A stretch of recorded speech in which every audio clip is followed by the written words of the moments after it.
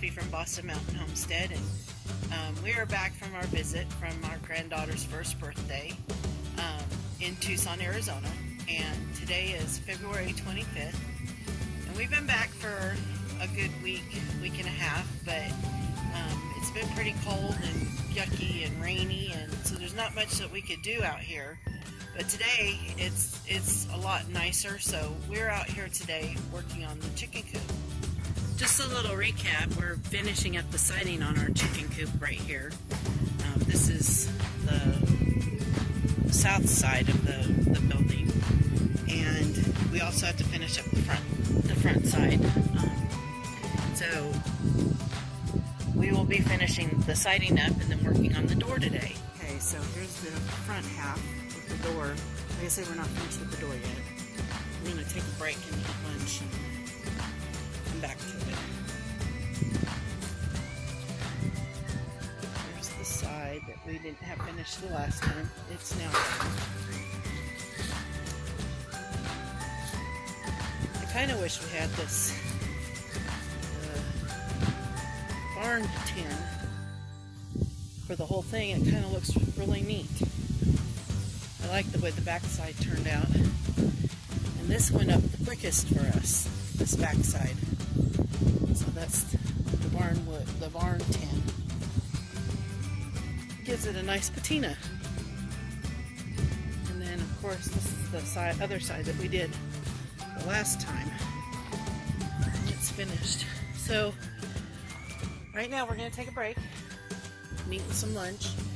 Hi, we're back at the chicken coop. We're going to do the door today, but I thought I'd show you how we hung these nesting boxes. First of all, my husband put up another board across this area here, all the way up to the top of this board right here, and then he realized we needed one on top, so he added another one right here for the top one. The other one was for the bottom nesting box. Then he added the support for behind it along the wall, and we screwed that in. And then we took metal sheet screws and we screwed this to the boards existing on the walls. And of course, then we had to pre-drill that hole right there, and we put a 3.5-inch screw in it. And then he pre-drilled some holes at the top up here, and we put 3.5-inch screws into those and attached that to the wall. Then we came in and we used this one as a back support for the top one, and we did the same thing. We screwed in up there, and sheet metal screws down in here, and then the 3.5-inch screws where we could get them. And see up there. And then today he's going to take a board and he's going to add it to both sides as a leg to the front of this. Now this one does not have a roost on it like this one does. It originally had one, but it broke off immediately because they're rusted and they're old and we got them used. And so we're going to have to put a roost on it.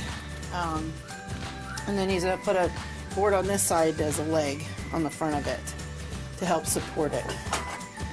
The other thing we had an issue is, because these are chicken house egg-laying boxes, they have rollout nests, and we don't want the eggs to roll out, so I took a piece of particle board, and it was just a strip, and I screwed it to this area so that the eggs won't roll out. I kind of like the mesh bottom, so when I put hay and stuff in there and it comes to cleaning, it'll be easy. I'll just take a brush and brush them out. One of the issues we have is this is rusted, so you can't fold it up like it's supposed to during the night, so the chickens don't sit on it. But I did the same with this one. I put the boards on there so that there wouldn't be any eggs rolling out to the back. This is how we have attached them to the wall, and then later we're going to have a 4-foot roost and a 2-foot roost. Depending, I told my husband I needed to be able to get underneath it to rake and stuff. So this is Gunner. He is our grand dog. Our children are moving, and they asked us to dog sit for them while they're in the process of moving to a house from an apartment for 2 weeks. So he's with us for 2 weeks. Gunner, Gunner, say hi. Hi, Gunner. So as we're building this door, we put a little piece of this particle board or chipboard down as a gauge to give us like a 1/4 inch, 1/2 inch spacer that we'll be removing afterwards. So there he is adding the mending plates. Got 4 of them on so far. We'll be adding these cross members. We decided it might be a little heavy, but I'd rather it not get messed up in the wind.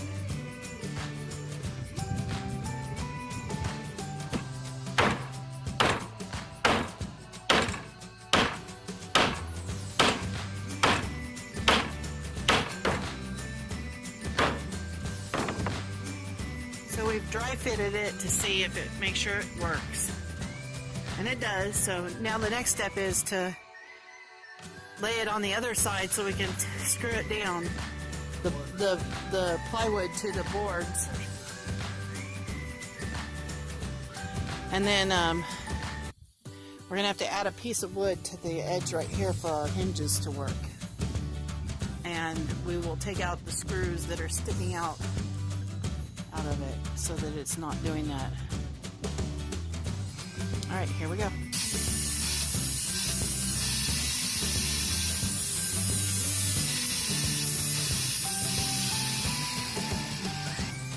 Okay, so we have decided to go ahead and paint the door before we put the hinges on and the latch. And so we have this leftover paint from when we did our toilet, and it's a brown color. And I couldn't find the paint tray, so I'm going to use this oil pan tray that's never been used. It's brand new, and I'm going to use that for a paint tray for now. And then I've got a little foam roller here, and I'm going to roll it on there. Well, Houston, we have a problem. Paint is old enough and having issues, so it's really thick. It's like a... So my husband and I are going to try and thin it out. We got some mineral spirits and some paint thinner, and he's building him a stirrer so that he can stick it on the drill and stir it all together and mix it up. The thing used to be a what are those called, Larry? A paint roller, and so he took the handle off and he's straightened it out, and now he is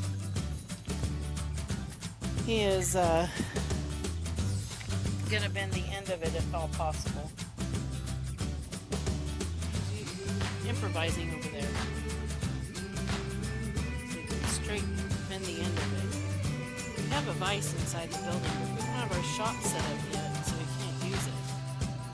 He's improvising a vise for it, so hey, it's working.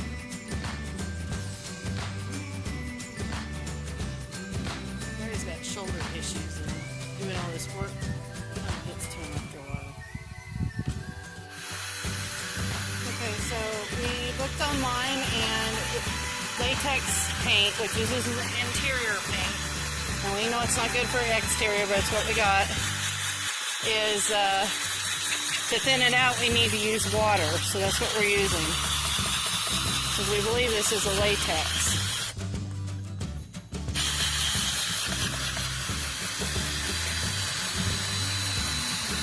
You have to be Give me complaints about the paint, I'll shoot him.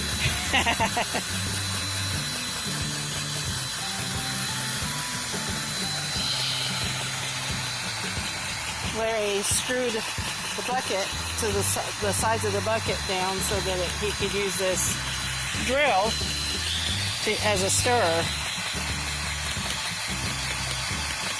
Now this may not work. If it doesn't, then we won't have any paint for the chicken coop.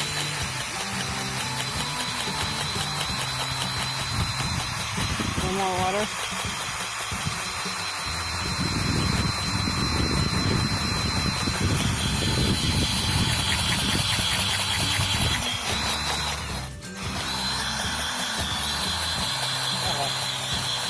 There's like a big old slug on my hand.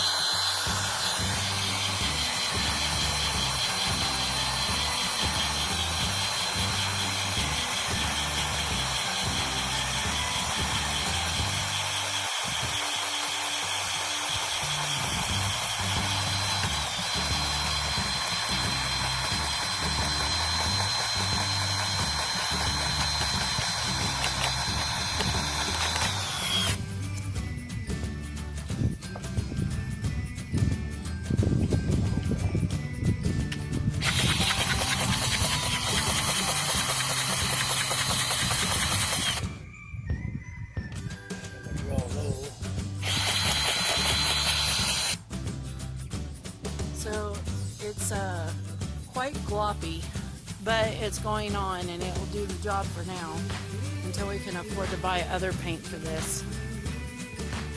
Just want to protect the wood so it doesn't get rotten before we can get something else on there, like an oil-based paint.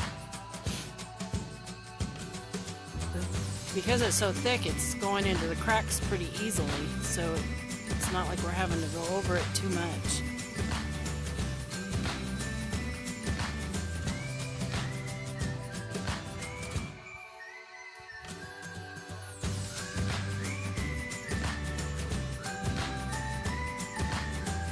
Just dab it in and covers it up.